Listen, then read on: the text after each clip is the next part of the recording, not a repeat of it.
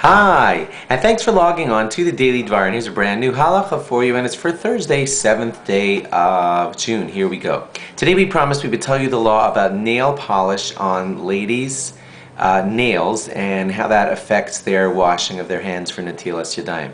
Generally, the answer is that a good coating of nail polish on a lady's fingernails, that's all looking fine and everything that she wants there, is not considered a chatzitza or a block. In other words, you're totally fine washing your hands with good, proper nail polish on your nails. The reason I say it that way is because the next part of the halacha is that if it's starting to chip and it's looking kind of messed up and you don't really want it there and it's starting to look embarrassing, then you don't really want it there. That's really the bottom line. The only reason it's still there is because you haven't taken it off yet.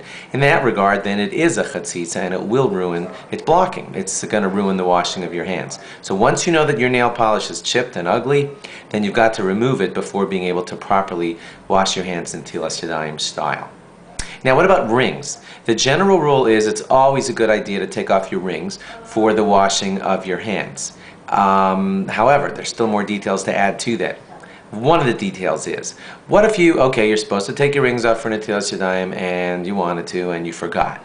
You washed your hands and your ring was on your finger. So the fact of the matter is that if a ring actually fits under the category of loose, it's hard to know when it's called loose, but if it were actually under the category of loose, then the water will have been considered to have gone everywhere, even under the ring, and you'd be totally okay. The thing is, you're never going to know if your ring is officially loose or not. Officially, the way to find that out is to check by pouring water over your hand and your ring and then checking if there's water under the ring area. But that's hard to note. But if you can really know that it was really loose and water really got to under the finger, under the ring part, then you'll be fine. What if you're in doubt? The halacha is that you should wash your hands again without a bracha, though, on your second time, and that's because it's doubtful. We're not positive that you need a second washing, and therefore you should not make the bracha the second time. Now, here's the last point, and that is, what if you're one of these people who quote-unquote wears your ring all the time?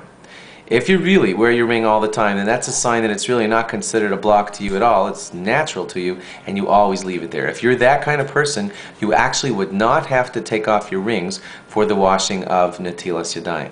To know whether you fit in the category of always, maybe you should speak to your rabbi based on how the few times that you do take your ring off. Go check on that, and then you'll know whether you'd have to take your rings off for washing Netilas Yadayim. Bottom line, it's always a better idea to take the rings off for washing Netilas Yadayim, but there are these loopholes that we've been discussing.